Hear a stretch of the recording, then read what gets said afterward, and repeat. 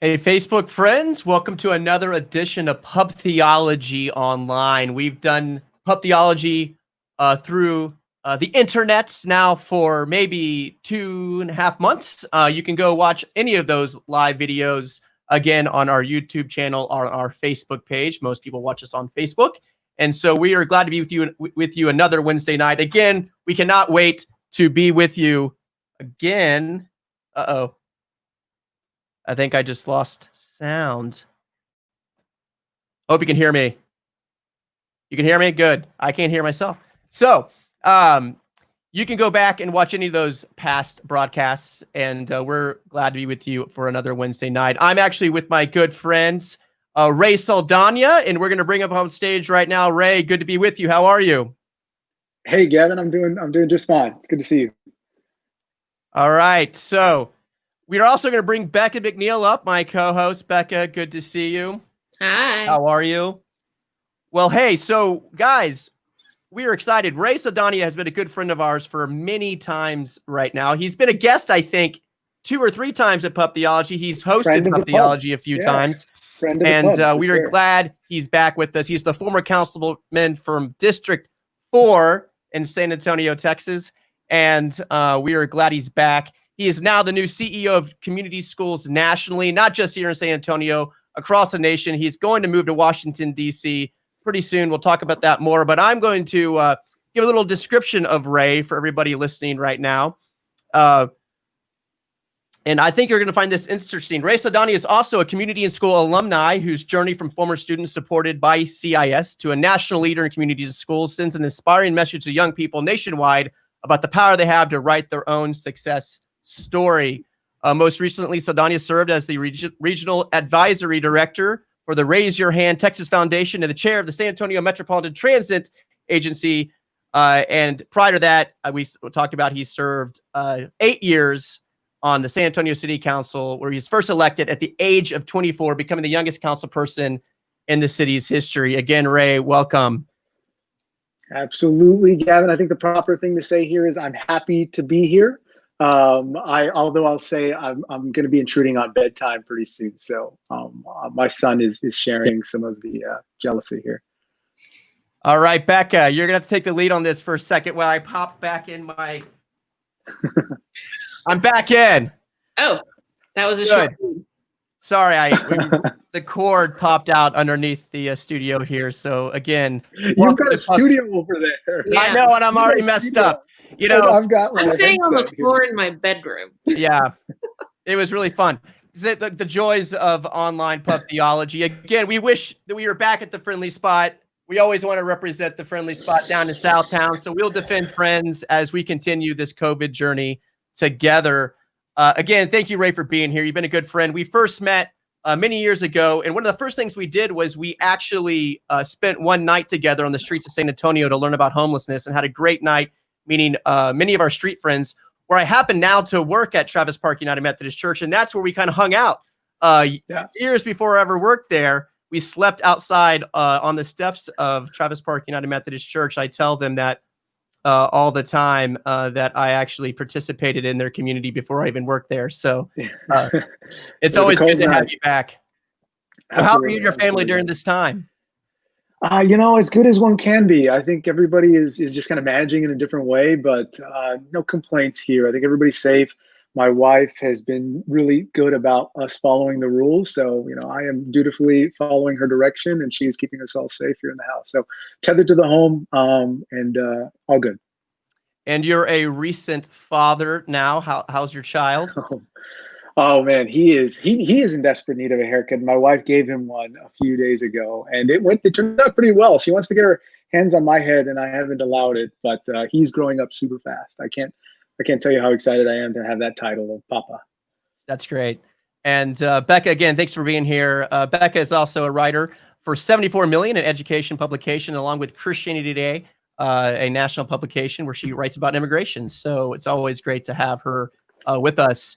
Well, Rey, the topic of the last few weeks has been the important cause of Black Lives Matter, where we've seen the kind of brutality of some police officers against people of color. The community has, since George Floyd, and many cases before, Sandra Bland, Botham Jean, Eric Garner, the list goes on. And this has been an issue now for decades in our nation. And in 2016, when you were still on council, when you were going through the police contract, you recommended an edit to the contract that that kind of took out some clauses where that the police officers would be held more responsible for when they do acts that are either brutal or against policy. It kind of went back to, I think, when an officer gave a homeless person a sandwich full of feces, and in other cases of police officers kind of doing some wrong things that brought that attention to you, where you tried to make that edit. Tell us a little bit about that, the disappointing outcome of that, and but where you see this going in the future, and what can municipalities do to better have a handle on some of these police contracts?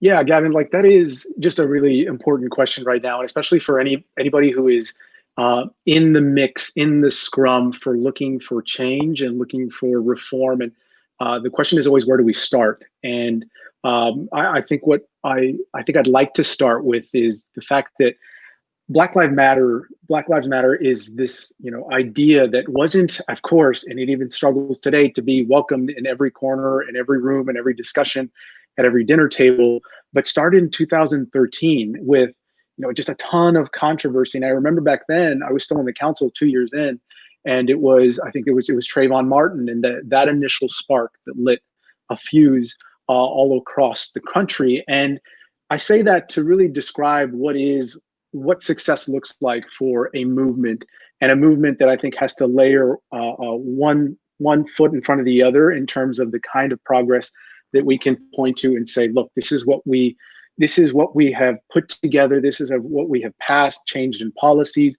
invested in the name of those folks who have been on the wrong end of police violence, police brutality, racism that is still very, very much clearly in the bones of the systems that our young people, our families, our communities of color are operating in. So I say that 2013 was a sort of interesting starting point, but I'd go even further back before I got to the 2016 vote, which was a very specific call for a change to the police union contract, to say that in 2011, when I was running for city council, and if anybody who decides to run for elected office, what you do is you go through this process of learning who are the sort of political elite, who are the who's who of folks who run campaigns, who fund campaigns. And I want to key in on that second piece, which is to help fund and run campaigns, because it's very clear when anybody in the city council was running for the city council in 2011 or even before then, that the police union was a huge power player in deciding who gets to be elected. And that went as far back as the 80s and 90s, when before, police union could, write a $25,000 check to a candidate. But in 2011, I didn't have much support from really anybody who was a sort of insider or lobbyist or in this case, the police union, which I think freed me up in a lot of ways to just work on things that I believed mattered to the community. And so fast forward to 2014, 2015, this was around the time that Ferguson really blew up as a result of the case with Michael Brown. And there was a version 1 of what we're seeing today as a version 2 of protest and demand for action. And I can recall that at that same time, we were going through these police contract negotiations, and I had seen and applauded the work of demonstrations and fists in the air activism about wanting change. And I had wondered what it would look like to be very specific about a change that might actually have an impact on the way that our communities were being policed, and on this pattern of abuse of authority that we were seeing, not with the entire police department, but with a few officers who were taking advantage of the system, and in many cases, pushing beyond the rule of their authority to abuse people who were in their custody. We had plenty of cases, unfortunately, to point to where officers had been fired but reinstated in 2016. And so I went back to the police chief and said, look, what is the root cause? What is the infection that is creating this culture where you are trying to run a police department, but in the event that you actually have a case of excessive force, somebody who is abused the community and trying to sort of hide behind their badge. It's not just that culture. They're actually hiding behind a police union contract that protects them in a way that is not even close to any other municipality in the country, the way that it protects bad behavior.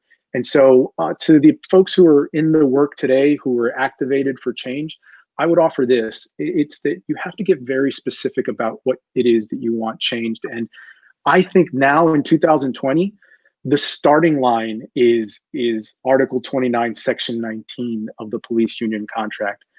Begin your reading of the contract at page 79, and you don't have to get very far into this contract at page 79 to find this language that allows you to change your discipline record automatically after 3 years. It's almost like as if let's say you had an excessive use of force with a community, you were complained, it was found to be valid.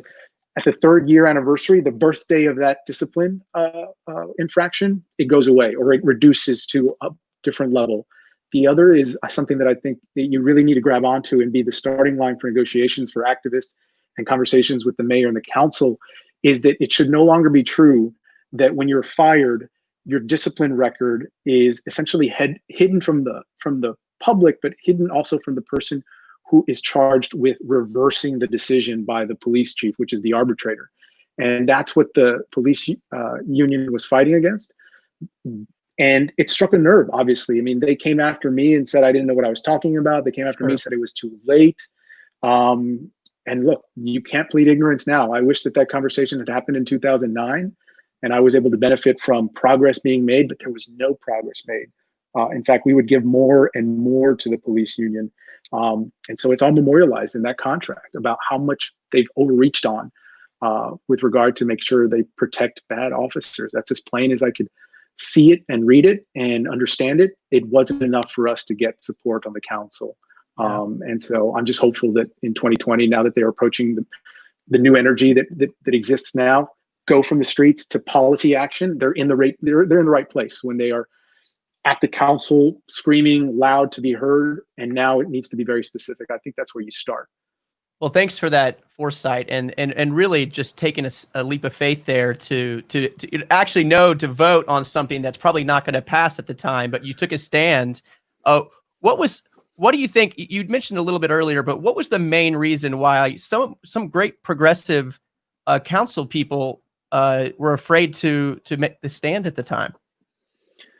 Yeah, I think what will happen, I predict, even in this future round of negotiations, is that they'll play, I say they, and I think in this case, I just mean the police union, which will fight against any change to the police union contract.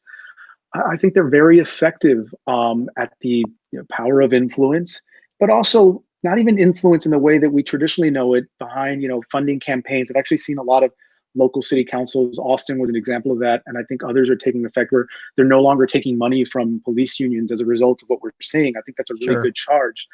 But what I think is going to happen is what happened back in 2016, which was a little bit of this shell game between arguments. And they were arguing, look, there's other ways that we could fix the problems in communities and the community policing relationship. And we can have meetings to discuss it. We can bring together our Black brothers and sisters, our police officers, put them in the room. That's important, but that should be supplemental. I would say yes to increased training for police officers, yes to de-escalation training, yes to banning chokeholds and putting things, but layer it on top of legitimate language change that is enforced by law that is included in this contract.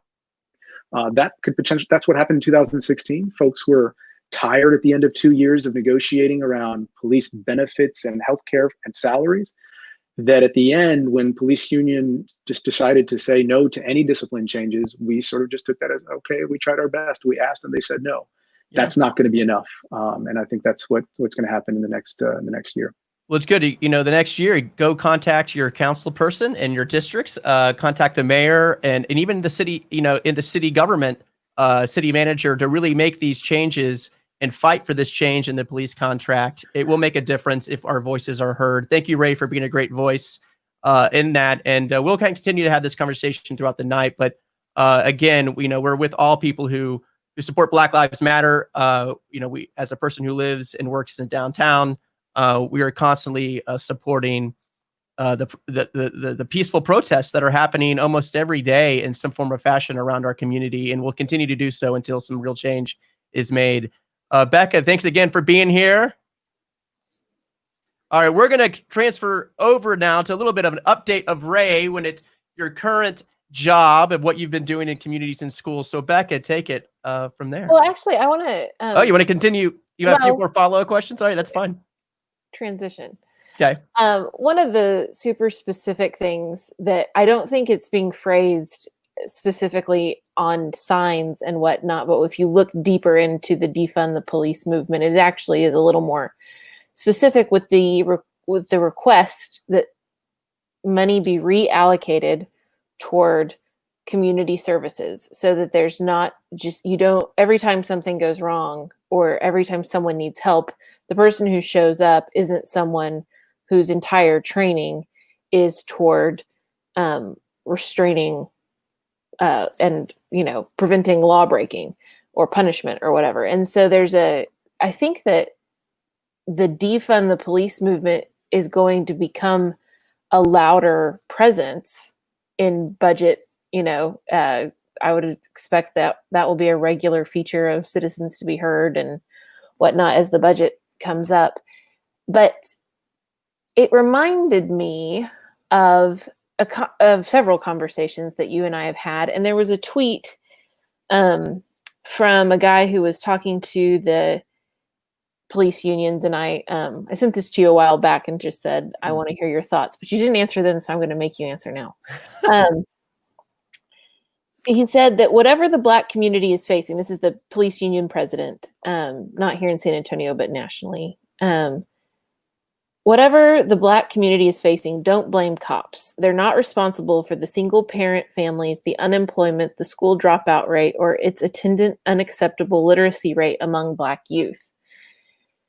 And one of the conversations, Ray, that you and I have a lot is that these things are all connected, actually. And that you don't just have youth hopping from silo to silo and school doing school's thing and courts doing courts things and families doing family things, that they're all intimately connected. And so I would love for you to just respond from your vantage point at communities and schools to that statement. Yeah, that's a really great question about how woven together we need to be if we truly want to think through what a solution that creates an impact. And it's not going to be a Band-Aid quick fix. We're going to budget it on 1 year and 2 years and solve this.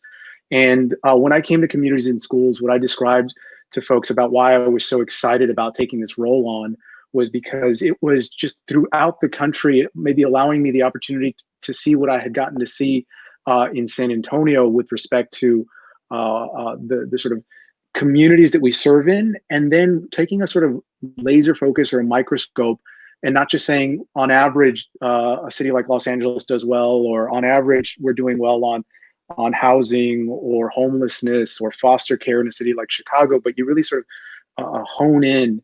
And that's what I was able to do a lot while I was on the city council, where my district is a sort of subset of the city of San Antonio. And to speak to the point that this union president brings up, and he's not wrong. There's a lot going on in a young person's life. I think that to put two and two together, this call for defunding police is more nuanced than I think just a quick soundbite. It means that when I'm on police ride-alongs, which I did a number of them while I was on the city council, the majority of the calls that we would get, I remember, are just folks calling 911 because that's the only number to call. And so as we are sitting there and there's a laptop between myself and the officer, there are addresses and cases of domestic disturbance or children who've run away.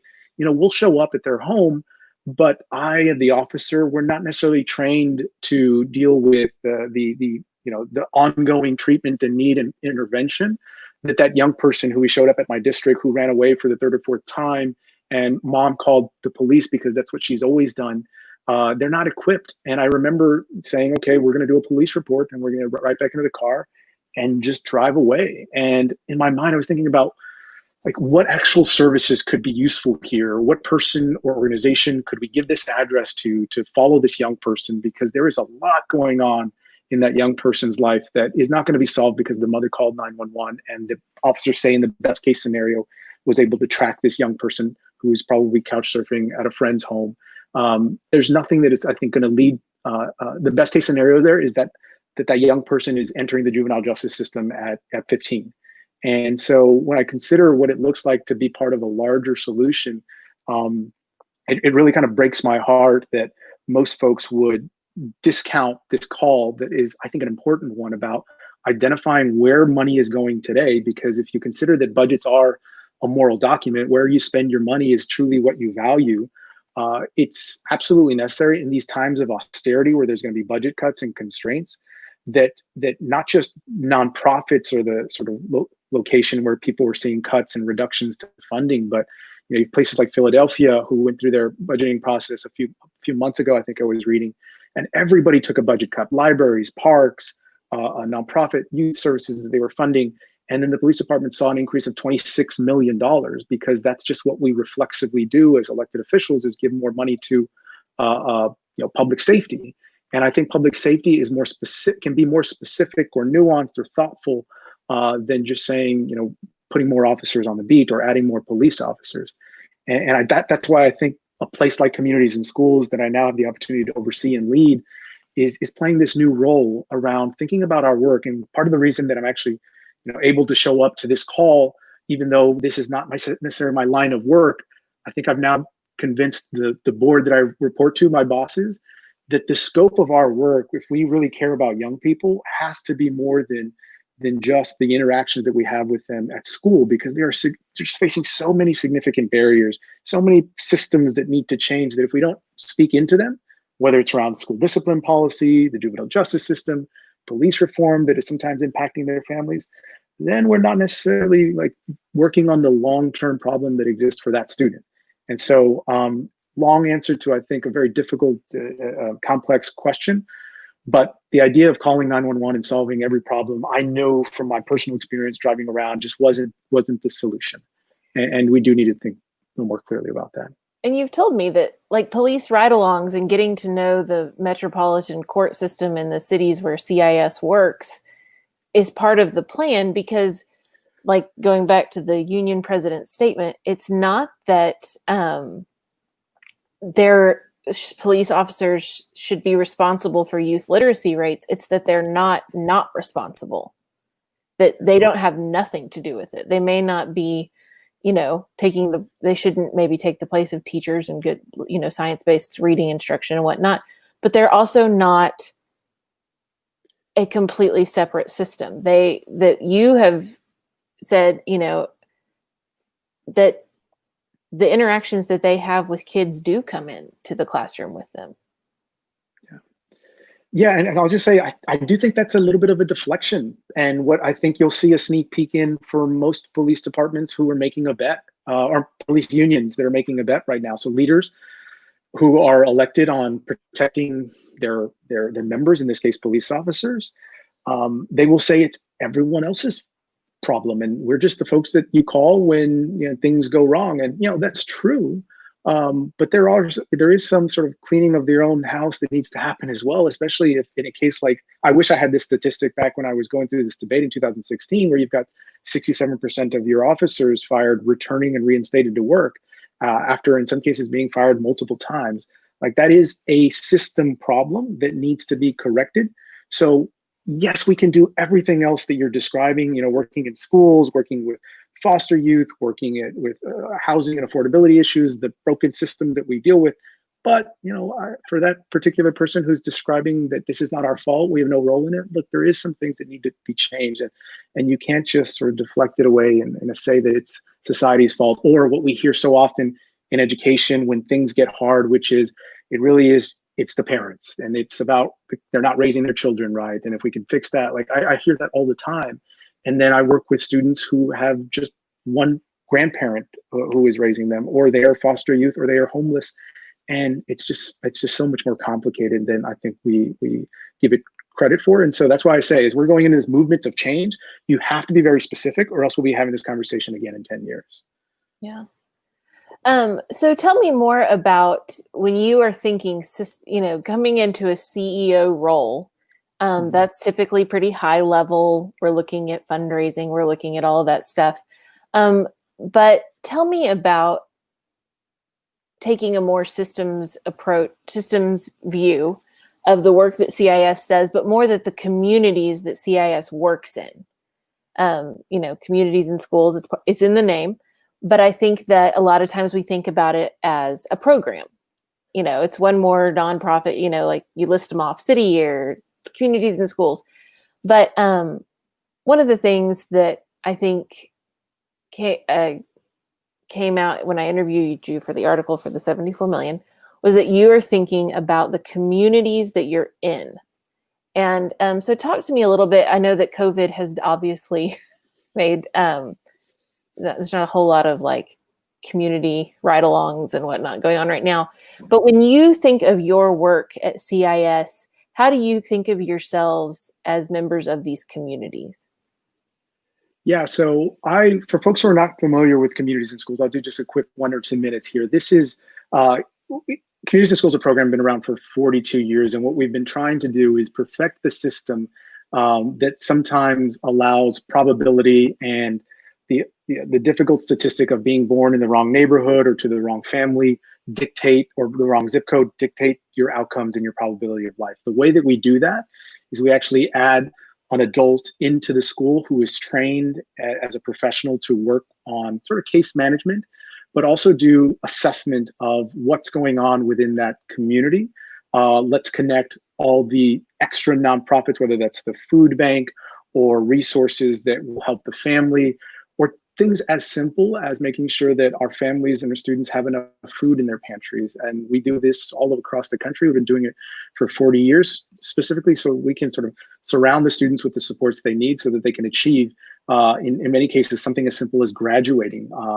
So for many of the students that we work with, they'll be the first in their family to graduate, the first in their family to go off to college, but they're doing it in many cases not holding a winning hand. And what I mean by that is you can think about, like, for folks who may be listening who play poker, and what it feels like to hold a winning hand in poker, like it feels in life, is to have, say, 2 parents who have college degrees, who are employed, who don't have to worry about where their next meal is coming from. They've got enough savings if the car ever breaks down or there is an illness in the family. That's holding a winning hand. But for the students we work with, they're the students who are not holding necessarily a winning hand. They're not holding pocket aces. For those who are following the analogy, they're holding something like a 7-4. And look, if we believe in this country that the American dream is alive, it'll be true when we're actually supporting those students who don't necessarily have a winning hand to start with. And so what we do is we're in schools to support those students who don't necessarily have a winning hand. And what they try to do is help them navigate over barriers that exist, whether it's academic issues, discipline issues that would otherwise slip up a student and have them shuffled off to juvenile detention. Like, there is an advocate who cares about that young person and is building a relationship with them. So the idea of helping a student navigate a maze, it's important, it's critical. It'll be needed probably for the next next generation. But you have to begin questioning the fact that the maze exists for that student to begin with. We're teaching these students and families and communities in sometimes the south side of Chicago or the south side of San Antonio or in places like West Virginia, how to bob and weave to avoid everything that life is throwing at them. But if we care anything about kids, then don't throw them in a boxing ring to force them to have to stay alive. And so the question of, like, all the things that surround a student is really, there's this popular term in academia that people who do research on education and outcomes term whole child, which is not just academic success and focusing on math and science, but what's going on around that student for them not to focus on those important issues, whether it's a family member who was picked up and was incarcerated last night, and then you're asking that student to hone into an algebra test the next morning. That's going to have an impact. So now I think what we're doing as an organization is thinking about what it looks like, because we're very good at the whole child, the wraparound service. We call it integrated student supports, that sort of puts all those things together. Now we're thinking about the whole community. What would it look like to do an assessment of the whole community and start asking some tough questions about how the discipline policy in the school affects mostly the students of color that we serve, or whether that is the housing affordability issues that exist to specifically target where concentrations of poverty around some of our school districts. ends up really harming students because it creates those barriers. So that's the sort of simple of it, is we're going from whole child to thinking about whole community. And it's harder work, it's longer lasting, it's less defined, but I think that's the natural evolution for a nonprofit of our size who truly cares about, the system around the young people that we serve and their families. Yeah. When you were using the analogy of the winning hand, I thought, is it idealistic and unrealistic to think about, instead of a winning or like a strong or weak or winning or losing hand, just being in a world where you have a hand and there's a way to make it into what, that there's a system in place where you can do something with a pair of fours, or you can do something with, a full house. You can. I used to. Go ahead. Yeah, I was just going to say, I used to use this analogy when I taught at Trinity, and it took a while for the students to sort of come around to it. First, you have to know poker, but you also have to have a different mindset to begin with. Because I would teach it to my students at Trinity, which is a certain kind of student, and then I would teach it to my students at the community college at Palo Alto when I taught there for 2 years. Much different reactions, like, oh, I know what you mean. And so I think what we're actually getting into is this conversation of, the privilege of holding a really good hand. You have the real flexibility. You could do nothing and still win with pocket aces. You don't need a lot of skill. You could lose with pocket aces, in fact, but you'd have to be really bad to lose with pocket aces. You have to play the game perfectly almost with a tremendous amount of skill. You have to work harder when you have a 7-4. You can't just walk into a game without any skill and win with a losing hand, but you could possibly do that with, 2 aces or 2 kings. And so that's the difference between the students and the life outcomes. It's about statistics and probabilities, and we're in schools to somehow impact the probability of that young person who may be, sitting with the 7-4 offsuit, no connectors to continue the language. I feel like you've been playing a lot of poker during COVID or something, because I don't know I'm what just still. Hey, we want to remind people that you can ask your questions live on our Facebook page or YouTube channel. If you ask those questions, we will see them on our feed and ask that question. And we do have a question from Jessica Weaver. I'm going to put it on the screen we know here. Jessica. Yeah, so Jessica asks, how do we change the mindset of funding prevention and not just received services? Good question. Just reactive service. Reactive service, yeah. Oh gosh, really just a terrific question that I think boggles the mind. It's this sense of wanting to, build jails instead of, better, funding schools. It's just the most immediate solution that we can see in front of us. I think it's a really great question. I'm glad that I have a partner in Jessica Weaver leading here at CIS of San Antonio, who is helping me think through this. Because I think what happens is people in power, people in political positions, oftentimes, because in many cases, these are the institutions that are hoping to fund solutions around homelessness, around our issues of affordability, in this case, at-risk youth, dropout prevention. Unfortunately, they think in small horizons in terms of, I know I saw it firsthand when we were thinking about big solutions at the city council level. And when you have election cycles that are every 2 years, you almost want to try to, find a solution that is going to, be able to build something to point to say this is what success looked like. And we did it, and we turned it around in a year and a half. And for me, that's actually my advocacy for wanting longer term limits at local level, because you get people who think about longer term solutions, like the issues that we are talking about here that matter to our families, that matter to the activists, that matter to folks who are wanting to see, the spirit of the promise of American dream become a reality, is that those are not 4-year election cycles. These are long-term issues. The example that I would give is we've done that in some cases, but it took a ton of political courage, more than it needed to. The example of investing in pre-K for SA was one early example of saying, look, this is what the science tells us about the return on investment. It's the same thing with funding programs like communities in schools. We know that if you can change the probability of a young person's outcome, that they are less of a sort of burden, if you would look at it that way. If we're breaking the school to prison pipeline, we're getting students on the right track. We haven't shaken that ideology of wanting a quick fix. And I think it has a lot to do with the cycle we have to want an easy button for a lot of solutions. And it has to start somewhere. I'm grateful to know that folks are thinking about big solutions. And I think the question about police budgets and where they could be deferred to, hey, like, we're raising our hands. We do this work and we've been around for 40 years. If, a city like Los Angeles, for example, has moved $250 million from their police budget to fund community and education programs. And so, I mean, that's a huge step in the right direction that I'm glad we're talking through. That's exciting. Hey, Ray, I got a question for you, and it goes back to your past as a former alumni of Communities in Schools. Tell us a little bit about your experience as a student participating in that, and maybe a mentor or somebody that you met during that time that really influenced you. Yeah, I get to tell this story a great deal because it's not very common that a nonprofit of our size, a national nonprofit, has elevated somebody who is actually a product of the program. So it feels like a real leap of faith from the board of directors who hired me. I think they're this is the beta test. I hope that I don't screw this up for other future products of programs. But I met CIS, Communities in Schools, as a sophomore at South San High School. And what the great thing about CIS is that it's a real Swiss Army knife. For every student, there could be a different solution of what it is that they're looking for, whether it's you just need academic support, you have issues with social emotional trauma that you need to unpack.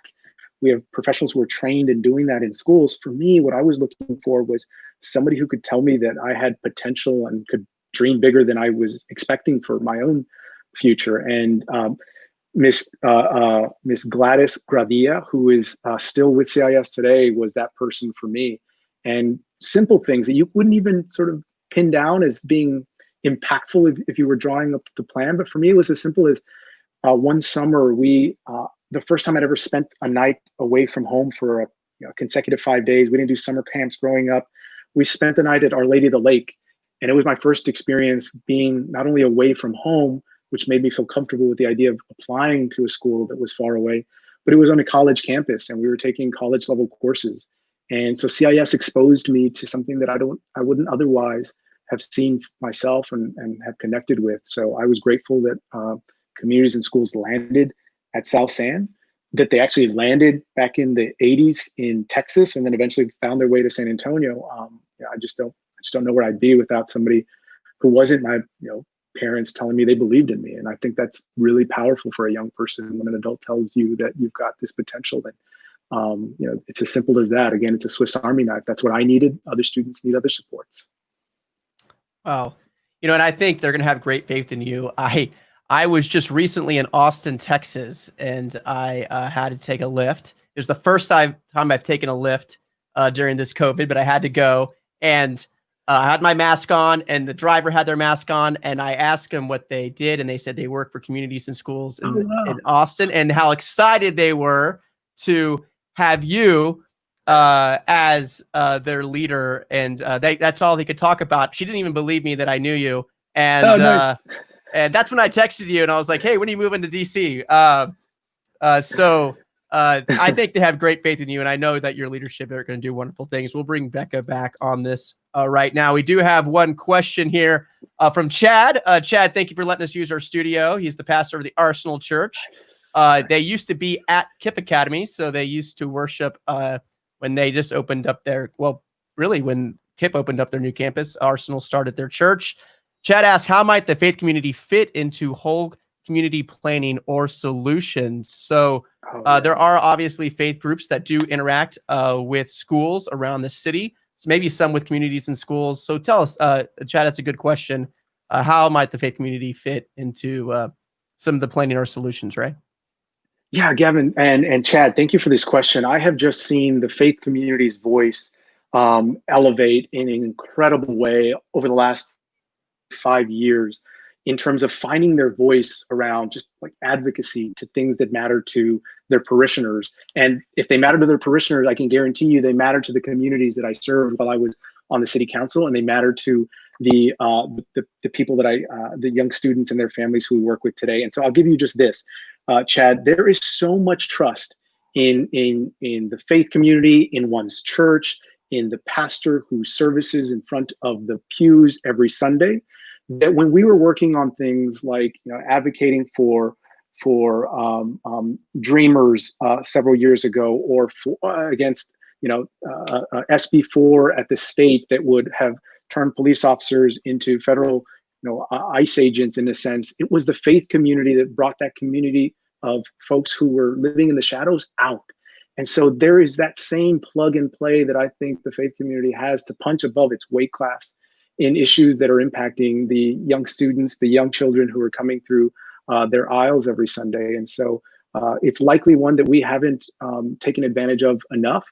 But the quotient for trust that our communities, especially the most at risk, those who are in the communities that have often been overlooked or disinvested in, the fact that you don't have to go far to find a church that is the center of that community really gives value to whatever kind of support that church in specific or that pastor wants to take on. There have been so many good examples in San Antonio of pastors who have done that. Gavin in his pursuit with homeless initiatives has been one example, but it really is, I think, a choose your own adventure for members of the faith community when they have the courage to step out in front of issues that really turns the tide, especially for some of the most marginalized community members. And I use the example of immigrants because those are the most marginalized because they're afraid to speak up, and you have to ask them who they trust. And it always falls back on their father, their pastor, the church. I got a quick follow-up question. How do communities, if they're going to engage with the school, how do they do it properly? What's the best way to build that type of trust? Because obviously there's separation church and state. There's things that need to be taken care of. So how does a church genuinely engage with the the school district or with a nonprofit and really build a sense of trust? Yeah, I think the physical space, once we can actually be back with one another together in the same place, it plays such a powerful role in bringing people together. And what I'd seen when I was working on initiatives in the South End School District was, it was the churches who would host us to have really sensitive community issues around, government or elections that I think really is up to community churches and the leadership at those churches to provide that space. And I think from there, it really turns into really creative, constructive conversations in a place that folks feel comfortable in. And I think that's where you start, because from there, then I think that church specifically finds what it is they want to fight for, what it is they want to voice up in, because they host it in their own home. So I think that was the first start for the experiences that I've had. Well, thank you, Pastor Chad, for that question. I think that there's also a lot of, when you start to get into the non-proselytizing, like non-evangelistic functions of churches, which are wraparound services, when you start looking at what they're doing outside of like sharing Jesus or sharing, whatever other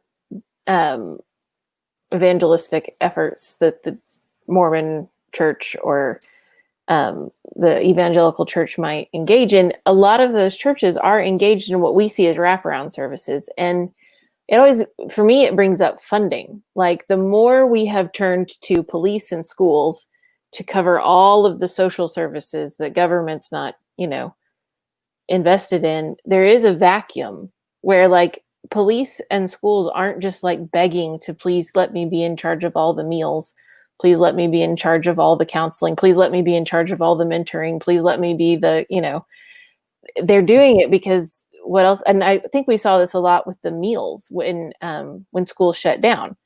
And I know that in SAISD, there is a full-blown food pantry operating out of a church that the Snack Pack for Kids organization works with churches, and they have kind of blown up their thing to say it's not just these weekend snack packs. Now they've got food pantries going. And when you look at that, I don't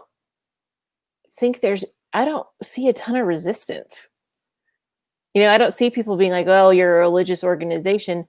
If what you're doing is helping lift the load, I get pitches all the time for stories that are about that synergy. Yeah. Well, I think at churches at their best, when they're creating community and they're creating a sort of let's put our arms around those who we want to serve and enrich their souls, it is the kind of work that we're allowed to do in schools. So I think that's kind of an interesting, unique feature to communities and schools. There are lots of nonprofits, but they always sort of have to work on the outside fences of schools and say, maybe we can capture that student who needs our help when they're walking away or walking home. We have the sort of added edge of being able to work directly in schools that gives us, the kind of magic that allows us to pull that off. But churches are doing that, and they're doing that in the space where those students and their families come to them. So that's an added sort of edge to the work that they have as well. So at their best, communities and schools is functioning pretty similarly to the kinds of work that many of the churches have been stepping up to do during this pandemic. And I know CIS has worked with SAISD schools to run some food curbside pickups. But in many cases, this has actually allowed us to get closer to those nonprofits, to, in fact, probably some faith communities who are providing not only resources and donations, but actually using their space to actually do distribution. Yeah. Speaking of SAISD, Christina Noriega wants to know how you, and I have been asking this question. I would like to second her question as an longtime SAISD resident and now parent. I asked for like numbers, like hard and fast numbers on how do we get you guys on every single campus. Christina, that is the question that is before my board. I have a board meeting tomorrow, and it's this question of, and I'm glad that Jessica, I think, is on this call, because I had this conversation with the leader of CIS of San Antonio, and I said, I know that the time is uncertain right now, and school districts likely will have to cut budgets, and you weren't able to host your fundraiser like you usually do every year, and you're not sure of your budget. So I'm going to ask you a question right now, and I want you to not hang up on me and not scream at me for asking this, but can you grow right now? Because there is no greater time of need for our schools. I mean, we were necessary before the pandemic, but if you think about the lines out the door at our food bank, the photo of the viral video, these are families who've donated to food banks or are now in lines. And their students, unfortunately, are going to sort of fit the description of an at-risk student because a mom or dad has lost work. The effects of poverty are going to hit family members that we have never worked with. So the demand for communities and schools is going to just increase. And so our response to this is that we can grow. I think that there is ways to do it. And we usually take we take several months to find a site coordinator, go into a school at CIS in SAISD. But as we're thinking about funding that's going to come from the federal government passed down to states, the state TEA commissioner and the governor, they have flexibility to provide these supports for schools. And we're not saying we need to be in every single school across the country, but just to give you a sense of what this number looks like, we want to be, because we think it's necessary, in every Title I school in America.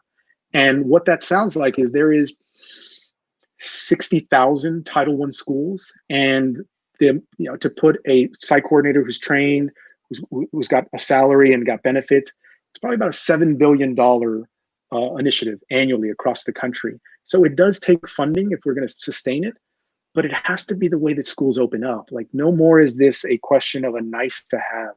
Like, if you ask teachers, if you ask principals about the workload that they've already got on their shoulders, to then ask them to case manage students who are dealing with grief and trauma from not only learning loss, but learning disruption over the last 4 months, we're looking at a wave of young people who could be missing out on a potential future that would have existed. And I think we, more than any other time in our history, need to be in more schools. And now the funding is uncertain. I think it holds us up, but we're prepared to grow in new ways. We're prepared to grow faster than we have in the past. We think we can, try to maybe find some funding from the private sector to subsidize it, but the school district has to step up in some ways with maybe some support from the federal government, or the city of San Antonio is looking at reallocating budget funding from the police department. We do some good work at communities and schools that's involved in education and community building. I have long thought that. So here's my proposal. You can tell me where I'm crazy. Back when you were on council, actually, I was just running around screaming this to whoever would listen. San Antonio has all these school districts, and one of the huge problems is mobility and kids moving from place to place. And I thought, wouldn't it be handy if the city had some partner who was at every school or at least every title school or whatever, but in the majority of districts where something could follow children from place to place, and there could be some kind of continuity, and a continuity of services that could also kind of bridge the gap between city services and district services.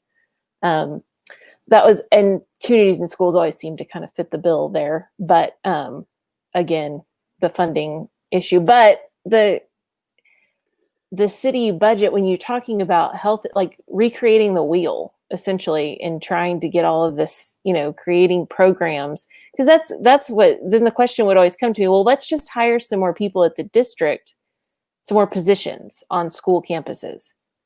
And I always would ask, isn't that just reinventing the wheel? Yeah. What's your thought on that? So, thinking about Christina's question and considering what it looks like to try to make sure that communities and schools, which is working on essentially case managing those students who have red flags that are showing and saying that they are at risk of disengaging from school, that they're at risk of dropping out. It requires the sort of backbone of an agency that just does this work. If we put this on top of everything that we're asking of teachers or district personnel, it really, I think, might be not only recreating the wheel, but might be recreating the wheel in a more expensive way. And the magic of CIS, and the reason we're able to spread and grow into the schools that we have in San Antonio, is because we do it in a little bit of a hybrid fashion. It's a braided funding solution where we do ask support from the school district, but we also are out fundraising to try to sustain that person in the school. And I know that one of the things that really broke the hearts of some folks at South San a few years ago was when we had to share a site coordinator from one elementary in 3, just so that we can at least try to keep a presence. But when we have a site coordinator who is trained to essentially follow the data about students, because we've gotten such good relationships with school districts like SAISD and Northside and Northeast or Southwest, that they've been so willing to share with us the information around absenteeism, around discipline, around grades, that we're able to paint the picture of that school and also ID those students who could be on the cusp of needing extra support. And so in that way, I think what we've created is a pretty good science to how to do this work of wraparound integrated student supports. And the fact that we're not in every school, I think, should be a learning lesson after COVID-19, which is it's important that we have access 100% digital divide. That's a specific issue, but we need a person like, whether it's CIS, I'd love it for it to be CIS, but if it was somebody else who was specifically focused just on this, on case managing students who are at risk, then we have a closer point to a solution. Because I think what we're seeing sometimes is you have schools that say, maybe we can do it without CIS. We'll cut that side of the budget and we'll do it all in-house. And I think that puts a lot of burden on teachers and principals and resource officers and counselors who are already overburdened. So we think that we've got a potential opportunity to do that in a partnership. And make that a goal, that we be in every Title I school in San Antonio. And I'm ready to figure out who else needs to be in the conversation, whether it's superintendents who have called us or mayor of the county wanting to talk through it. I just think it would be an amazing asset to have some organization that can create continuity between campuses and districts, given that this population you work with is also so mobile, Well, there is the DNA there with, the kind of way that we are able to track students. And like I said, we're even still testing better versions of the way that we are sharing data with partners like Up Partnership that used to be P16. They are sort of great innovators and thinkers about how to really track the most vulnerable. And the partnership with it was at the city, the Re-Engagement Center that focuses on 16 to 24-year-olds. CIS is a partner in that work. And I think if we don't take our eye off the ball, that could be a great place to make investments to ensure that we are capturing students before it's a tail end cost that is much more expensive. No, the Re-Engagement Center was a guest maybe a year and a half ago at Pup Theology. Right before they even kickoff, they came and spoke at Pup Theology and the work they were planning to do. So I'm glad you're partnering with them. Amazing. Yep. So let's talk a little bit about what you mentioned, the high end cost. And this kind of brings it back around to our law enforcement discussion. And just heads up, there's a parade of small elephants about to come through here. I'm going to try to stop them, but they're not. It's always good to see them. Yeah, if my son runs in, it's going to be through this door right here, and he's potty training, so you better be careful. It's going to be like you're going to be a meme, like the guy talking, and that's that's too common these days. I don't think it's going to be viral. I was on with the staff of the 74, and Asa came in a ninja costume, jumps in front of me, does a ninja move, and runs off. I was like, welcome to my life. I do want to remind people to continue asking questions. These have been great questions. So if you're listening right now, don't be afraid to pop a question on the comment section, and we'll get that question to Ray. But talking about, you and I have talked a lot about, like, decriminalizing truancy was a major move for Texas, and talking about moving a lot of this stuff out of a justice system framework and into a treatment framework. And we have, even like within the court system, there's therapeutic justice, but moving into case management, which is kind of the image negative of the justice system's way of dealing with things, which is to cut you off from those services. So talk to me a little bit about They are. They are. But talk to us a little bit about on that back end, like that cost that is higher, the ounce of prevention, pound of cure thing. Yeah, you know what? I think this is just like a bigger issue, and I'm going to take your question to try to answer it in the best way that I feel a little pessimistic about where we are.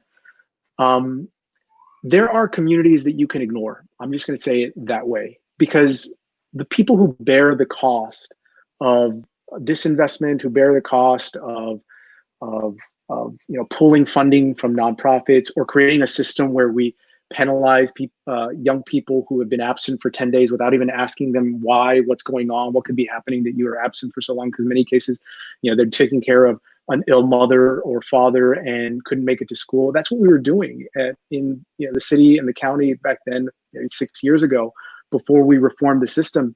And the fact of the matter is, you can get away with that, and you can get away with ignoring parts of the community. And I always remember taking this lesson away from my time with VIA and trying to fight for scraps of funding that would truly support this system, is that you can never really, in a city like San Antonio, which is a little bit of this tale, and I'm recognizing this pattern in lots of other cities, not just San Antonio, tale of two cities.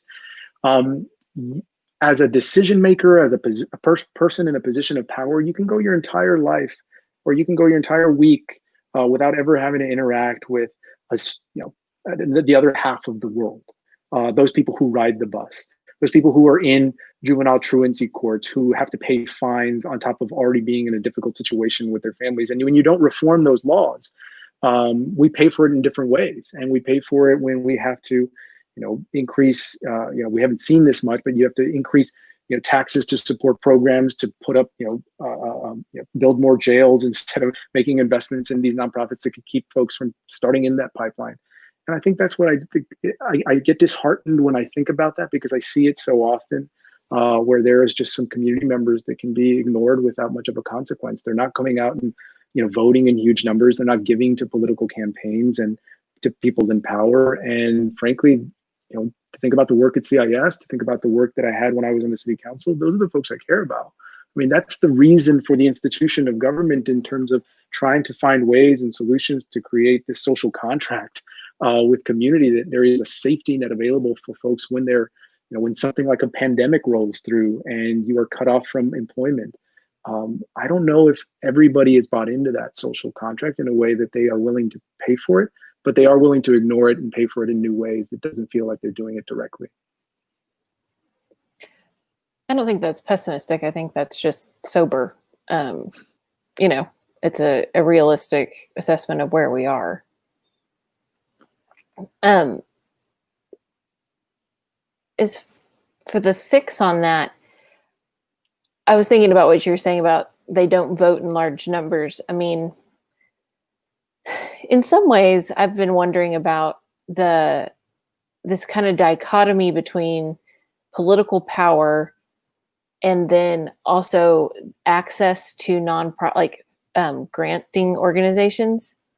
And I have to be careful. I mean, I'm funded by most of my positions are funded by these big philanthropic organizations. I know you guys receive money from large philanthropic organizations, but in some respect, it's like you're either having to show how broken and powerless and sad your community is to access the attention of the money, the philanthropies and whatnot, or you're having to show how powerful and influential, there's not this middle ground of mattering just because you matter, or funding something because of inherent dignity of people, or it's the right thing to do. You're either having to kind of bleed out so that somebody can come help you, or sing for your supper and deliver the votes, deliver the political power.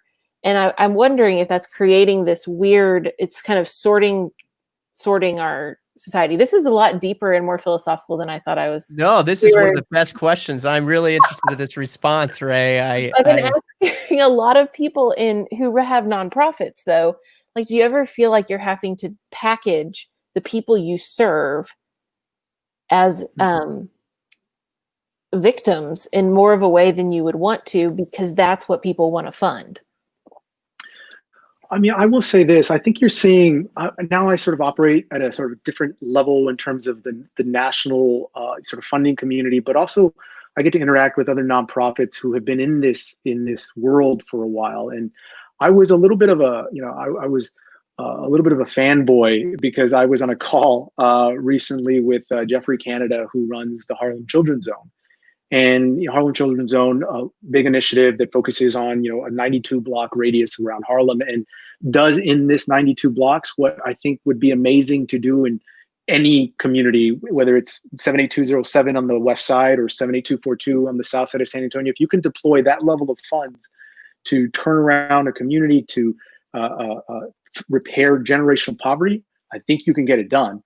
The problem with it is that the dollar signs behind it are so dramatically high that folks start to question, can you sustain this, even though it works and it's been proven to work? And I think the analogy that Jeffrey Canada used was, I've been going around, I've been doing this for a long time. I go to national funders, very solid philanthropy with long traditions, and I present to them about the problem and the issue that needs to be solved, whether it's around schools, around infant mortality in the specific zip code. We know the interventions that work, and we do.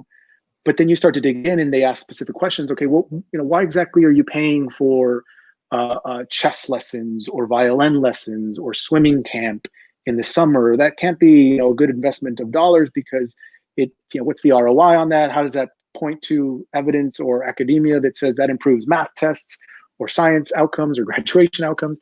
And then Jeffrey Canada's response was kind of an interesting one, which is, look, I do it to support the kids in this community who need it because you would do it for your kids. And you can't tell me why you send your daughter, your 11-year-old daughter, to ballet lessons. You can't tell me that there's a academic research paper that ties to better outcomes and better science test results, but you do it because you love your kids.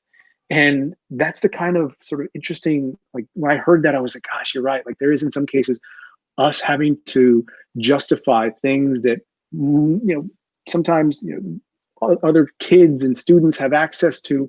We have to justify it down to every penny, even though we know that these are components of a student's life and experience that has a beneficial impact. And that's the way I would treat my own son. And that's the way we think about our work in some of these nonprofits. Is, you're right, there is this little bit of having to prove every specific intervention that is tied to evidence. We're lucky at CIS, at Communities in Schools. We've been around for 40 years. We have evidence and studies and research that tells you something that should be obvious, which is when you have an adult in the life of a young person who is advocating on their behalf, good and bad times, that leads to better outcomes with students, with young people, academically and in life. But it is a little bit of this dance, I think, that you've described, Bekah. That's really good. Hey, Ray, I got a question for you. Something that means a lot to all three of us, and that is immigration. We've actually had a Pup Theology, all three of us, talking just about immigration. And knowing the history of your father and what that means to you.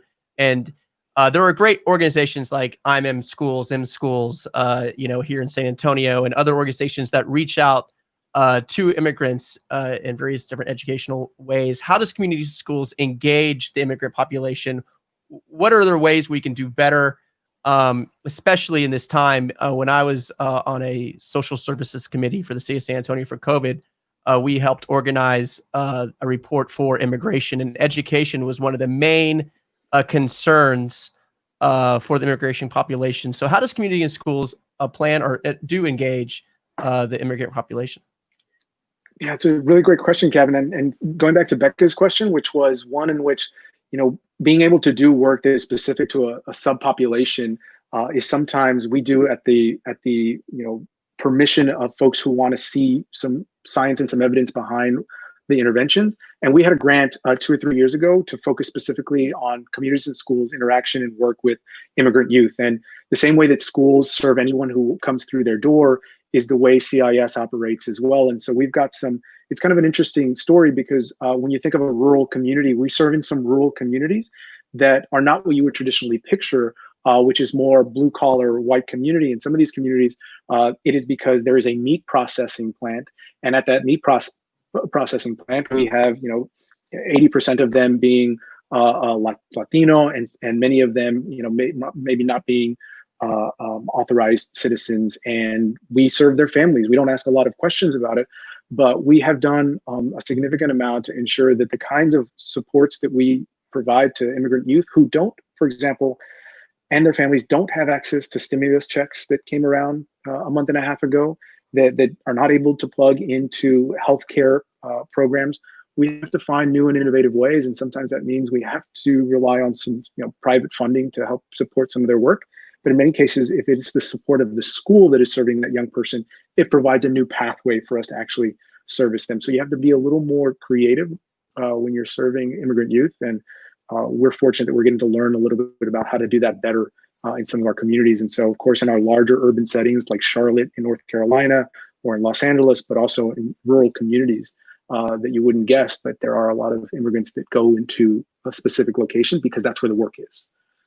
Is there a lot of work with families, obviously parents of these students that also are part of this journey?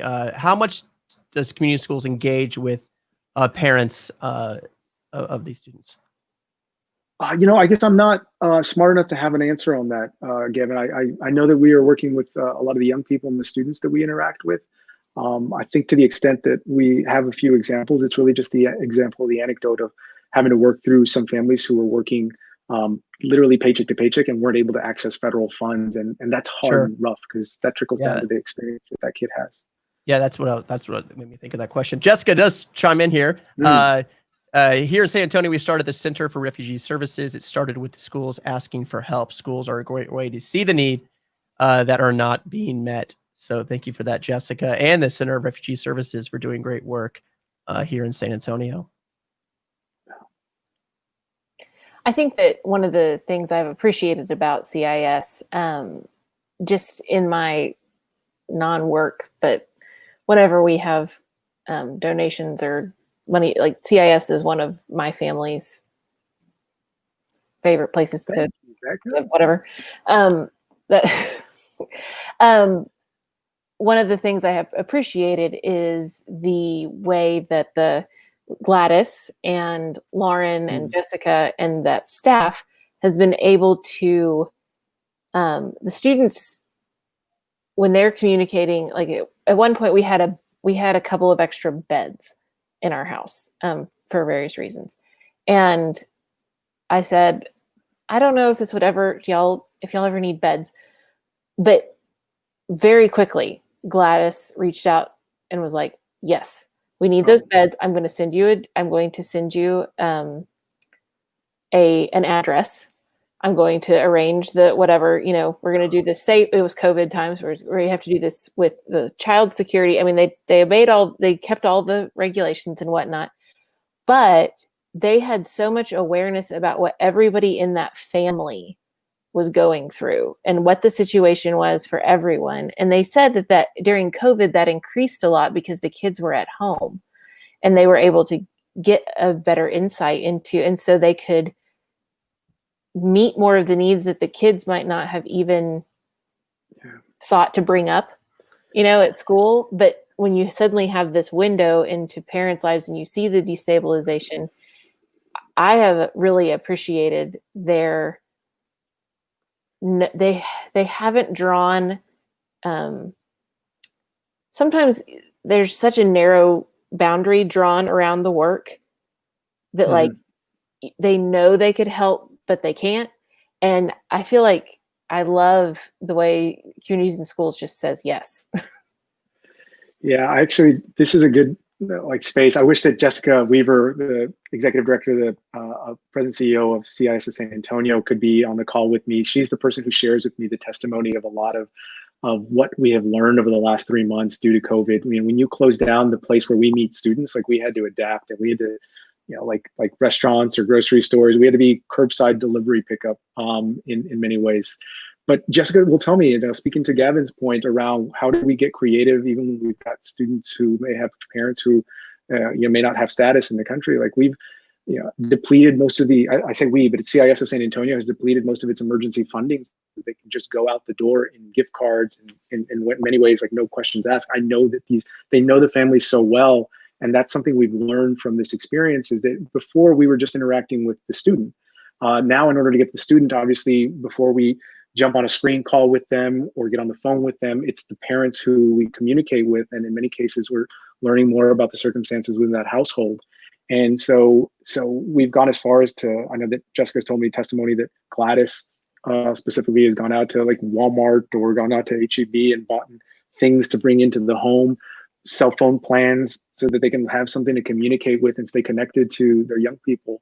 And like that is happening all over the country right now. And I get to hear these testimonies when I sit down and talk to these executive directors, and there is just so much that keeps them up at night, not the least of which was these statistics that we saw around an increase of violence in the home that was happening because there was just so much pressure and people living in tighter spaces. And sometimes the work that we do actually involves, students who have to report that, or site coordinators who are reporting that kind of behavior. So, we've learned a lot more about our students. We've learned a lot more about their families and the conditions. And I think it's to the benefit of the organization.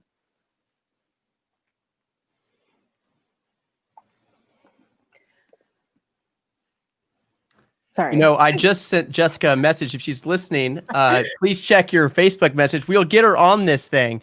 We'll have her join if possible. Oh, cool. That would be great. It would be so lucky. Jessica is a lovely person. Gosh, we're lucky to have her leading San Antonio. So listening to, there was a point in the interviews I was doing with the team here for one of the stories, where Lauren Garrity is another kind of like superhero type person, who always says yes and just always has always has an insight, always has the energy to go in. And Lauren, you're awesome. Just a shout out to Lauren too. But when we were talking over Zoom 3 weeks in to the shutdowns, was probably the most grim I have ever heard her voice. And I've said this several times to people, like, usually in spite of the intense things that you guys encounter, there's typically like this optimism and this like, can-do spirit about CIS. And I would say 3 weeks in, and then I talked to Susan Richards in Washington State, who's also a big fan of yours. And she, like, you could hear an edge in their voice that was, I don't know if everybody's going to be okay. Yeah. Usually there's this, like, we've got this, we are there for our kids, we're not going to let anything happen. And there was a weariness when I was talking to them in the early days of COVID that sounded like it was coming from, we're just up all night and we're just so worried about each of these kids. Yeah, it is, like, in all honesty, like the scary part about what we're confronting when schools hopefully return, and we don't know when that is, but it will be some moment in the future, is we have a sense of the students that we serve, and we know their faces, we know their stories, we know their names. I'm just proud of our site coordinators who have built such trusted relationships with these kids who are sharing so much with us. And they know that there's going to be like 5 for every one of those kids who's returning to school and not talking about what hurts them and just suffering in silence. And at the same time, you have state governments that are contracting, school districts that have to contract because there's a loss of revenue. We're in a place like Nevada where the state of Texas responds. The state of Texas relies on a few different revenue sources. In Nevada, part of the revenue source is the gaming industry, and that gaming industry has been just completely shut down. And they themselves are thinking about the students who are going to just create this wave, and many of them are going to suffer in silence. So I think that's why Susan Richards is sort of responding in that way, is because she knows how big the need is going to be. And then we may just do what we always do, unfortunately, and it goes back to my previous point, is just kind of ignore it and let those folks, chips fall where they may for those students. We're doing the best we can to grow at a moment where it's probably hard to do. But I think that's why you hear that edge, because they know they're on the front lines. Yeah, I think we have Jessica. Yes, we do. So we're going to bring her in and tell us your thoughts, Jessica. Run, okay? Oh, look! So at I just this, finished my Jessica. run. Oh, You're looking great. you look Welcome to Pup Theology, Jessica. Jessica Weaver, who Hi has there. been at CIS at just about every level to introduce her to the world, from site coordinator, like you name it, climbed up the ladder in the way. If you could build an executive director from scratch, it would be Jessica Weaver. She's joining us on the call. Hey, Jessica. Yay. So yeah, I've been with communities and schools for 30 years, and I almost said that I've seen it all until this year hit. Oh, you have now seen it all. Let's not tempt fate. Let's not tempt fate. Yeah. Well, Jessica, Jessica, it's so good to see you. You too. Thank you. Ray, do you have a question for Jessica? Yeah, I was just, Jessica, as you're joining this conversation, I know you're listening in, and you were mentioning some things that even I'm not aware of, where, it's like refugee services, but also like there's just so much that you're getting from the front lines, from your site coordinators who are telling you about how difficult the world is right now for their students. And, at some point, actually, maybe you can speak to this. You had to make the decision that you've got to keep your own staff safe. And again, to Bekah's point, like, these site coordinators will run through walls for their students, and to get a call from you saying you have to stop and slow down, like what was that like? Yeah. I think at the beginning of this whole time frame, we were trying to get remote and then helping the schools do everything they could to get their kids ready to start remote learning. And we were just going. And but I think what we knew is that some of our kids were the most vulnerable kids, and they're the ones that were not able to navigate all these systems. These families were just needing help. Like, there were a ton of resources available, and that's great. But when you're trying to navigate all these different systems, that becomes a little overwhelming. And so, so our staff were really trying to support our families and just helping them navigate. How do you get, technology from the school? How do you get internet? How do you get food? I don't have a car. And so our staff were just trying to meet all the needs. And in most cases, that's what we do all the time, right? That's just what we do all the time. But in this situation, you're also hearing the situation of safety for staff and safety for businesses. And, you need to work remote. And so it's really hard to work remote when you know that you have some vulnerable families that really need your help right there. And so there was a week that I just had to stop everyone. And I was like, okay, masks became, an absolute criteria. We were ordering masks, and honestly, the staff it was like a tough week for them, because they knew the families that depended on them every week. And we're just like, it's just a week. Just get me a week to just be okay with knowing that we're going to get things for y'all to continue to do your work. And so we did. All we've done is close down for a week, and the sense of going out. We were still calling our kids. We were still calling our families, making sure they were connected. but just being out there and delivering food, delivering packets, delivering things. We just asked him to stop for a week. And that was probably the hardest week that my staff went through when I asked him just to do that, just to make sure we had all the safety precautions in place. And that's just because when you know real stories and when you know real families, it's not a story, it's a real life. And I think that goes back to Bekah's question that I think was a great question, that it is a challenge that you're not, you don't really, I think what we've learned is that we're not really trying to give a story of doom, but rather a story of challenges and how our kids are meeting those challenges, and then a story of absolute success. And the greatest risk that we have as a community is to not, and I get this from you, Ray, and you're an example of it, is to not see the maximum potential of the kids that we have in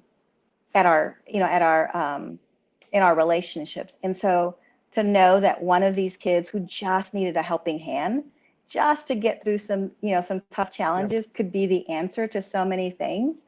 And we would potentially lose that.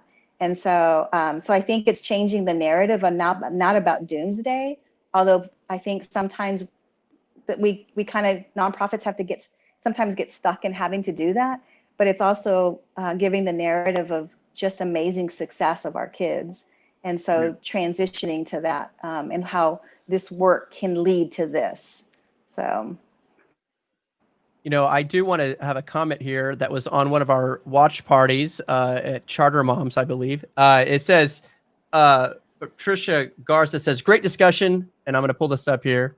I work at the Juvenile Justice Academy with another agency. Communities and Schools is there and has 2 supportive, caring, and empowering staff there that work wonders with every very complex youth. So tell us a little bit work at the Juvenile Justice Academy. Yeah. So what's interesting about San Antonio, is we just have great relationships with different systems. And so several years ago, Bexar County Juvenile Probation really came to us and asked if we would be a partner because their intent was to really help kids be successful through, they don't want them in their system because they know that that's not where they will find, that's not what they want their for success to be defined by. They want them to be in an opportunity to get support to overcome the challenge that they maybe were facing at that time. And the Juvenile Justice Academy is actually the expulsion school for the county. And so these are for kids who, I'm sure Bekah would have a lot of things to say about how sometimes kids are there, but sometimes they are there for a lot of different reasons. And whether we, those are some practices that maybe can change, but what we're there for is to support them through that transition of having to fulfill their expulsion, but to give them hope and give them intervention supports through whatever challenges that we're facing that maybe led them there, or maybe we're just, someone hasn't been able to help them through that. So it's the Juvenile Justice Academy really is a place where kids also often maybe also feel more supported because they're in this, situation where they're not being exposed to so many other things that are a challenge to them. And so having that structure and having some, that's not where we want them to be, but where we can give them the support in that area. It's what we do as they transition back to their home campus, but it is the expulsion school. And I think that's one of the things for San Antonio that we've tried to do is to try to bridge systems. And so we do a lot of work with juvenile probation on prevention before they ever get into the system. We work with students who have attendance issues, and we know that attendance is not, them missing school is not a choice all the time. Some life issues are getting in the way, and so we work with them and juvenile probation so that we can keep them out of the system. We work with Haven for Hope, and our goal is we have a staff that is just connected with the students and making sure that the bridge from the school to the students is staying connected. It's no fault of the child that's where that's where they are in life at this moment. Yeah. But sometimes school is what gets missed during that time frame. So we try to really bridge those systems. It's kind of what Bekah was talking about. Some of our kids are going from system to system and not just from home to home. And so trying to navigate and bridge those systems and having kids always have the support is one of the things that we're really trying to do with some of the partnerships that we have. In journalism, they like you to kind of diversify your sources and not go, they don't want every story to be about the same 5 people or use. And I always laugh because I'm like, I've tried to do a story in education here that doesn't involve CIS. I genuinely have. But every time I show up, they're like, well, CIS does. And I'm like, oh, for Pete's sake, never mind. I'll just call Jessica. Well, I think it goes back to when you work in schools. Well, I think it goes back to when you work in schools. And I think this COVID time has really shown our community and people across the, across the board that schools are such such a glue to our community. They know their kids, they know the gaps, they know what they can't and cannot do. And I think this time has shown that. And so because we have been in schools, we see those and we see those gaps. And so rather than just sit and watch those gaps exist, we look for what are some opportunities to fill those gaps. And sometimes it's not necessarily in the school, but it's sometimes like the Center for Refugee Services. We knew that we had to see students in a different way, and we decided to start that. And then it became its own nonprofit because it's not really our core mission. But I think that this time has really shown the importance of schools and how connected they are to the needs of our kids. That's one of the things that has always, and I've talked to both of you about this in different ways. Communities and schools has such a, again, the investment in the community and in the system. It's not just we're going after, it's not getting kids from the worst possible case scenario to, okay, you're stable and now you're outside of our scope. And it's not just finding the Rey Saldañas who gold mine kid, where we can, if we invest in you, you're going to be Rey Saldaña. There's this look, she talked about, the woman who commented said that y'all do such a good job with complex youth. There's this appreciation for the student as a person, the student as carrying with them all of these systems. And it's not it's a care for the student where they are, when they're there, and what they need, and not a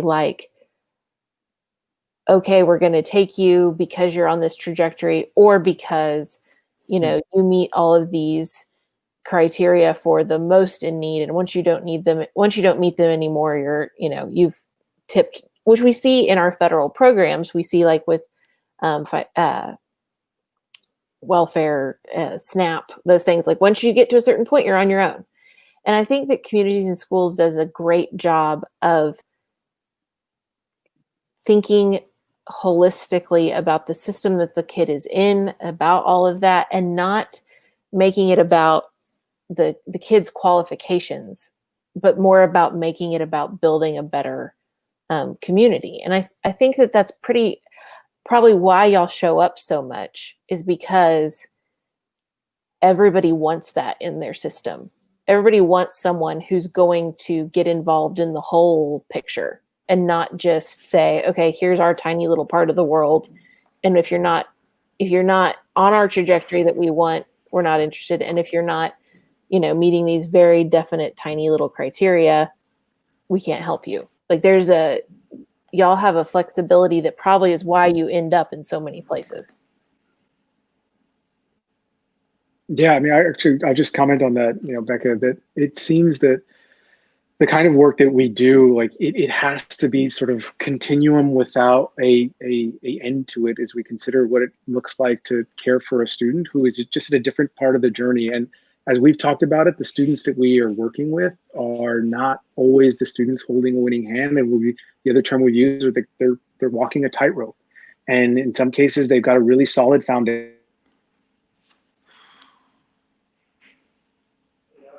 Yeah.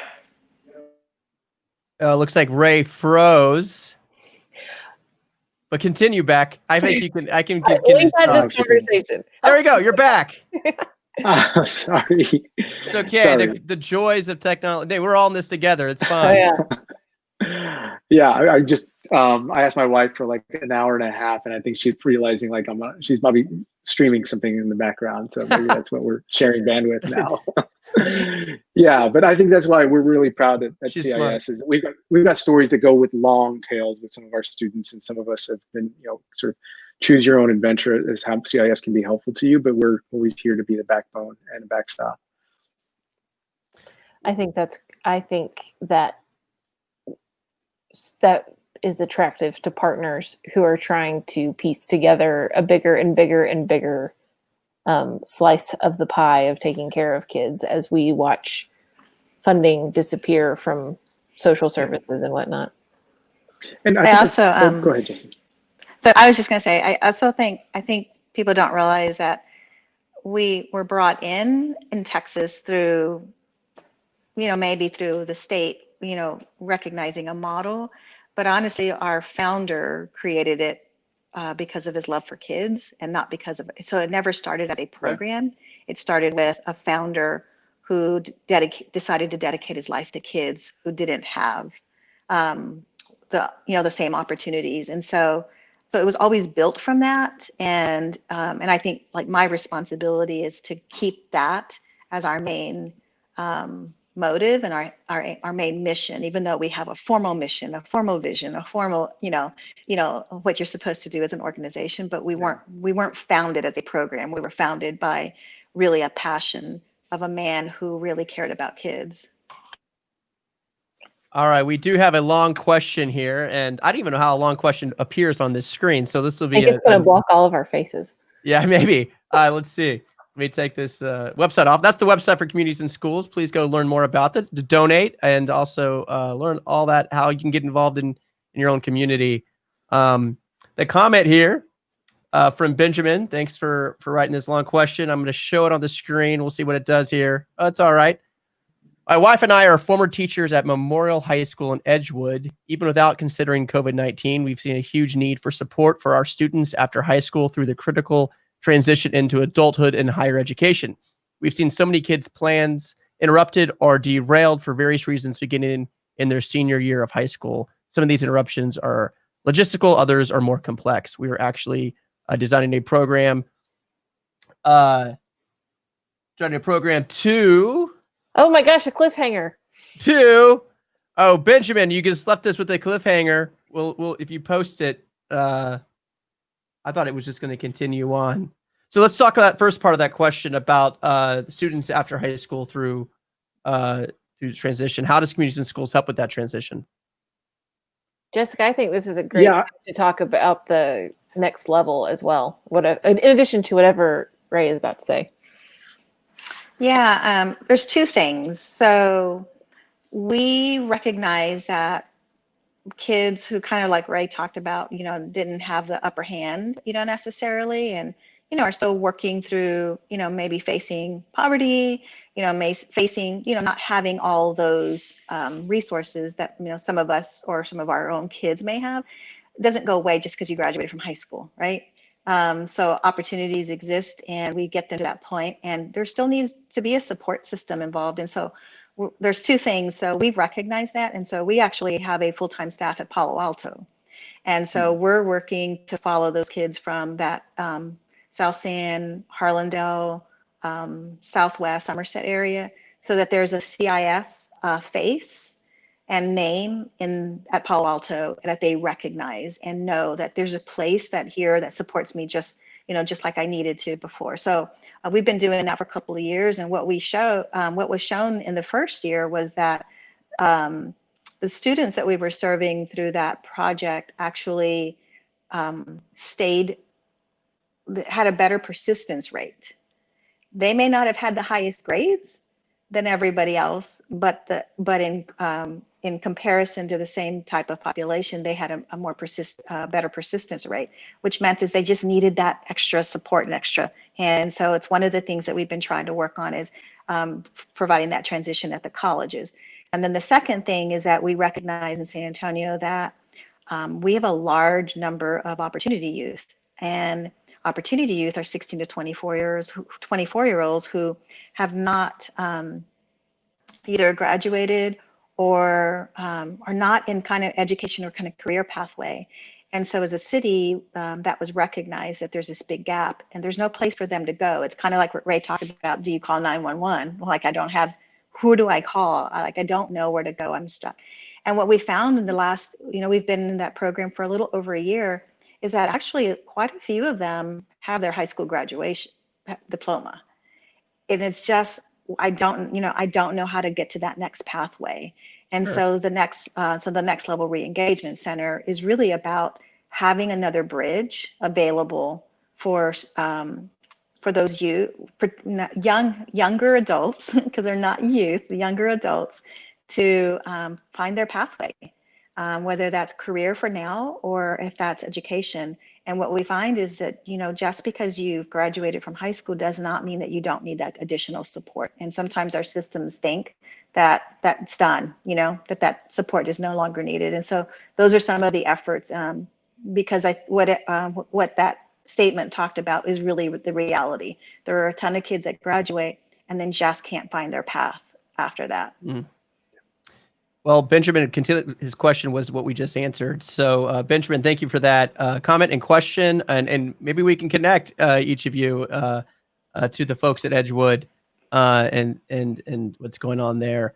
I want Bekah to have the final question here, but I do think people always ask me all the time when we talk about these things in pub theology. Sometimes you talk about education or immigration, or sometimes we did transit, right? And we say, oh, these things aren't really theological. I actually think they are. I think especially education is extremely important for people, not only in churches or other places of worship or any faith or multiple faiths or non-faiths. This is one of my favorite verses when it comes to education. I remember reading this in one of my education classes in seminary, and it's from Ecclesiastes 7:2, and I'm going to pull it up here. And it says this, and I kind of like it. For the protection of wisdom is like the protection of money. And the advantage of the knowledge is that wisdom preserves the life of those who have it. And I really think that's interesting. If we protect education like we do our money, right? What are some other things that we can really do? What are the things that we can really accomplish? And I think that's something very important. If we actually treat education like the way we treat our money, good things would happen. And that's why I encourage people to really reach out to you guys and really try to invest in something deeper in our communities, like you're doing at communities and schools. So that's just the theological moment. That's our theological break for pub theology. There's the scripture there from Ecclesiastes 7:12. So Bekah, you can conclude us here with our final question, and we'll go around the room here. I think that I guess we can just end on that note and say, going back to that idea of like, why are we doing this? And what are the need to show like, oh, the need is so great, or, oh, there's so much potential. This middle ground of it's the right thing to do. And these kids deserve this. And I connected a little bit to the protests that are going on right now of basic things that the support that our kids deserve from us as their neighbors and their community and their people. And the idea that what Ray mentioned, the social contract, and Jessica mentioned as like just a love for these young people. And so just share with me, I'd love to hear from both of you, because I know that this is something that you're not just doing as a job. I know that this is a calling for both of you. And so just share, I'd love for you to kind of just take us home with a little insight into how you, when it's difficult and when you are jumping through the hoops that nonprofits jump through and looking down at these, at systems and at problems that feel like they're getting worse instead of better sometimes, we're in a time where we really are kind of threatened with this going back to just letting some populations go and being like, well, we'll catch them on the next round. What is it that you tell yourself, and where do you go back to keep doing the work? Yeah, let me try to start. That's a really just long, deep question, Bekah. I think they all are. Pub philosophy tonight. Yeah. I think as somebody who's grown up, and I think about my experience living in a community where I know that, sometimes we think about as young people who grew up in the side of town that isn't always the nicest side of town. There's always this idea of trying to escape. And I don't know what it was about growing up and not ever really seeing much of the world that I said, gosh, if I ever get the chance to get out of San Antonio, I'm it's in my rearview mirror and I'm never coming back. I felt that when I got away to college or got my acceptance letter to college. And ever since leaving, like, I think you just get this sense of wanting to, you grow an appreciation for who you are and where you're from. And I needed to go away to appreciate what it was like to come back. And I think that's what I see in terms of the examples that exist within our young people, that if you truly want to make a difference in a community, and through our channel, it's through communities and schools, because we interact with the young people that we think are the most, at risk for really this glory that they can bring right back to their community. The way that you change communities is not from the outside in. It's not because CIS is helicoptering in and fixing all of the problems that exists in a society or in a community. It's because we're allowing the students to be that voice, to be the examples, to come right back, because at the end of the day, they'll be the only folks with the credibility or the experience to go right back into their communities and advocate and take on these positions and hold the titles and the name placards for policymakers into the future. And if it's not being done within these communities, then we may never have a shot at turning things around across the country, because it's not going to be somebody coming in from outside the community to fix things. It's going to be these young people who are, I think, now showing a kind of optimism for the future. And that, if you look at the demonstrations and the protests, these are mostly young people with energy and activism in their voice and in the fists in the air that they're bringing to this work. And a lot of them are CIS students. And a lot of them, I think, are going to find this fire in their belly to want to come back and change the community in the way that they see fit. And I'm completely fine with that. I'm a victim of it myself. I ended up right back in the community that I was born and raised in. And I think that's what I see in the future of our young people. The channel and the vehicle for me is the communities and schools, because we get to do that every single day. And I'll pass it on to Jessica to tell us her final words.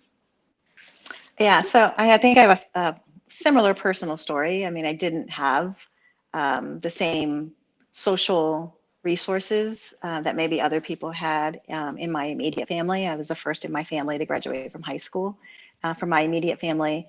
But there were people who invested in me at some point. And so I didn't go as far as Ray did. I went to Austin, I went to UT.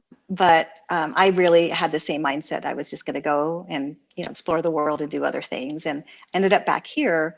And so the investment that people made in me, I feel like a responsibility to make on others. So that's the personal part of it. So it's just kind of part of my my passion, my own personal passion. But I also feel that I've had the opportunity that many people don't get this, is I've been with communities and schools for 30 years in different roles. And a lot of people don't see that maybe we're not at the place that we want to be yet with some systems. I've seen a ton of change in an education system. When we first started with communities and schools, we really were begging for schools to let us in. It was like an unknown. It was, why would we need a nonprofit in a school system? It really wasn't well accepted at the beginning. It's not that way any longer. And it's just a very different feel. And the partnership that we have with our districts and what the districts see their role is just much broader than what it used to be 30 something years ago. So that keeps me going, because not everybody can see that, and not everybody sees that progression that I was able to do. But the last and final thing is just really our kids. I try to get closer to the story. And, a few years ago, I helped with some of our students for their college applications, and it was a South Sean student, and I talk about her all the time. And she heard me talk about her one not too long ago, and sent me an email and said, thank you. And what she represents so many kids that we really, what we see is the long term, what people can't see that in everybody. but she ended up going away to Lehigh University. She's a great student, way smarter than I could ever be. She is doing amazing, but the things that she's overcome, most people would not have overcome. And to watch her and to hear her just become this adult, just being close to that story, knowing the impact keeps you really grounded in what you do and why you do it. Well, thank you for that.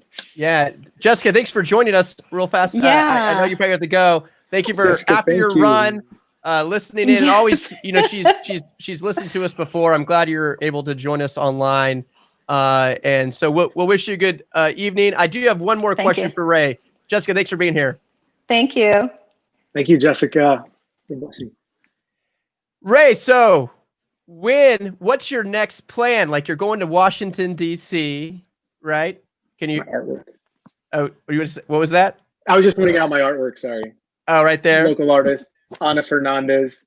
Look her up. She's amazing.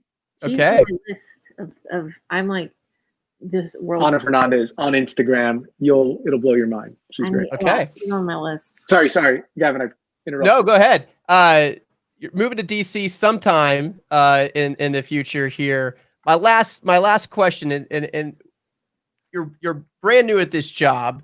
What is something that we haven't talked about that you can't wait to see happen in communities and schools? What is something that you're dreaming of right now that maybe you haven't even shared? Like, what's something on your mind that you're very excited to really dive into that we haven't mentioned yet? So something that's just a fresh on your mind. Yeah. Well, I mean, I actually think because the network is so large, it's a question of how can you move in a direction. Like, it's a huge freightliner, and if you try to turn in a direction, it's sometimes slow and moving. Yeah, it's like the Titanic, turning the Titanic. Yeah. But they are so enthusiastic about this new call to action that I think the last several weeks have taught us, which is what role do we play around social and racial equity issues that have a direct impact on a majority of the students that we serve, because they're majority, Black and Brown community members. And I would have thought that would have taken sort of a year to sort of cater in, but I did a survey, and how many of you all are ready for this on a scale of not ready, somewhat, very excited, and they're just all eager to do it. I get into this work and start, not just navigating students through a system, but talking about what the system in place is like to actually break down. And they're doing it because they're speaking really through the spirit of the young people that they work with every day, because this is all they can talk about. And so I think we use that energy. We have 1.6 million students all across the country who happen to be this subpopulation of young people who, sometimes, again, use the analogy, are not holding a winning hand, but they are on fire for wanting to do something. And they're like talking about the next generation behind them. And these are 15-year-old kids who are saying, I want the next generation to have a better shot at opportunity. And I'm just on fire about it myself. That's great. Well, Ray, thank you for being a good friend, not only to Pup Theology, but San Antonio, since you were a teenager, but since at 24, serving on council. What a remarkable story. Now the CEO of Communities and Schools. Remember, you can go, and I'm going to throw it up here one more time. You can go to communitiesandschools.org to learn more about what they're doing all across the nation with the millions of students they work with each and every year, and a more important time now during this pandemic. We're going to miss you so much. When I first learned about this, I was so bummed that you were going to be leaving, but I know that you'll always be around, and I cannot wait to see what you do in Washington, D.C., and the work that you'll be doing that's going to be influencing so many people. Bekah, where do we learn the most recent 74 million? Go to 74million.com. Yes, the 74 million are we org or com? I should know that, wouldn't you think? Org.org. Oh, .org, 70million.org, and you can look up one of the most recent articles. You included Ray there in Communities and Schools. Yes, so we have there's a story about Communities and Schools San Antonio. There's a story about Ray in particular. That's a fun, so just indulge me for 1 second. When I too had mixed feelings when I heard Ray was moving on, but about 2 days later, my editors at the 74's national were like, "Hey, The new CEO of Communities and Schools is from San Antonio. Have you met him? I have. And so I got so that's on there. If you go to the 74 million, there's a pandemic page, and on the pandemic page, there's this page just for San Antonio. It has Ray's story as Communities and Schools. It has a story about college, the efforts at college enrollment, getting students to enroll in college, featuring Molly Cox, who's been on the show. We have the newest one is about Black Outside with Alex Bailey, who was on the show earlier during the COVID internet season. So there's a whole, for regular pub theologians, there's a familiar cast of characters on. Good. We just posted those links on some of our comments. Hope those go live. Yes. Bekah, you keep stealing. Good. See, look, Becca's using all of our guests for 34 million. All right. Well, good. Ray, thank you for joining us again. And for all those listening, please share this video. You can always go back and watch our great conversations like Alex Bailey with Black Outside.